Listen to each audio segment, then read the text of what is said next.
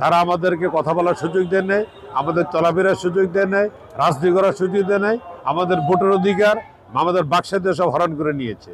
গত 26 জুলাই 5 আগস্ট আন্দোলনের পরে আমরা সবাই ছাত্র জনতা মিলে সবাই পেশরে বিদায় করার পরে বাংলাদেশের গণতান্ত্রিক আবহাওয়া বয়ে যাচ্ছে, যার ফলশ্রুতিতে আগামী ফেব্রুয়ারিতে বাংলাদেশ জাতীয় সংসদ নির্বাচন হতে যাচ্ছে। সেই নির্বাচন উপলক্ষে রাজনৈতিক দল হিসাবে এশীয় উপমহাদেশের সর্ববৃহৎ রাজনৈতিক দল হিসেবে বিএনপি নির্বাচনে অংশ নেবে। তারই ফলশ্রুতিতে আমাদের বিভিন্ন বাংলাদেশে সমস্ত রাজনৈতিক দলগুলি, বিশেষ করে বিএনপির আমরা সম্মেলন অনুষ্ঠিত হতে যাচ্ছে। এই সম্মেলনের মাধ্যমে আমরা আশা করছি যে আমাদের এই দলকে নেতৃত্ব দিয়ে নিয়ে যাওয়ার জন্য আগামীর ভবিষ্যৎ জনাব তারেক রহমানের নেতৃত্বে এই নতুন বাংলাদেশ গড়ার লক্ষ্যে আমাদের নতুন নেতৃত্ব আসবে, যে নেতৃত্বের মাধ্যমে আমরা বাংলাদেশকে চিরতরে যে গণতন্ত্র হরণ করে যারা নিয়ে গিয়েছে, ফ্যাসিস্ট করা ছিল তাদের আমরা মূল উৎপাদন করতে পারবো।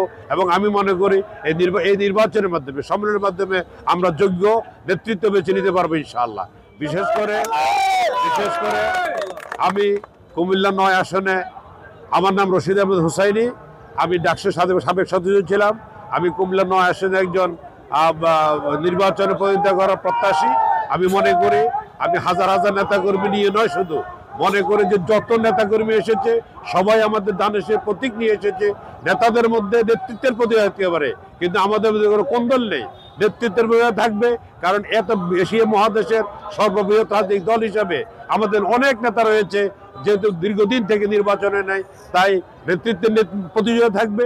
এবং যাকে আমাদের নেতা দল যাকে নমিনেশন দিবে, আমি আশা করব এবং আহ্বান জানাবো আমরা সবাই মিলে এই বাংলাদেশে জাতীয়বাদী শক্তির সরকার গঠন করব।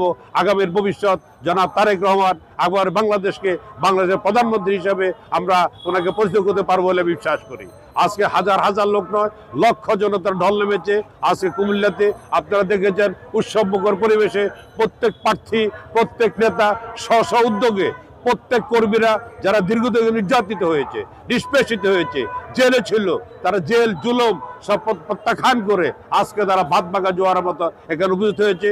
আমরা মনে করি দেশনেত্রী খালেদা জিয়া যেমনিভাবে আপসহীনভাবে এই বাংলাদেশের রাজনীতিতে বাংলাদেশের মানুষের জন্য কাজ করেছে, বাংলাদেশের মানুষের প্রাণের মধ্যে পৌঁছে গিয়েছে, তারেক রহমান সাহেব যেভাবে বিদেশ মাটিতে বসে সারা বাংলাদেশকে এশীয় উপমহাদেশের সর্ববৃহৎ সর্ববিচক্ষণ রাজনীতিবিদ হিসাবে উনি ওনার সেই যোগ্যতা সাক্ষ্য রেখেছে, যার এই কলকাঠিতে এই বাংলাদেশে 5 আগস্ট হয়েছে, স্বৈরাচার চিরবিদায় নিয়েছে।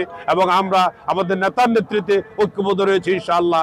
আমাদের দলের মধ্যে কোনো কোন্দল নেই, নেতাদের মধ্যে নেতৃত্বে প্রতিযোগিতা আছে, বাট কোন্দলহীনভাবে আমরা এই সুন্দর বাংলাদেশ, সুন্দর দল আমরা গড়ে তুলব এবং আগামীর ভবিষ্যৎ, আগামীর বাংলাদেশ তারেক রহমানকে আমরা ইনশাআল্লাহ উপহার দিবে।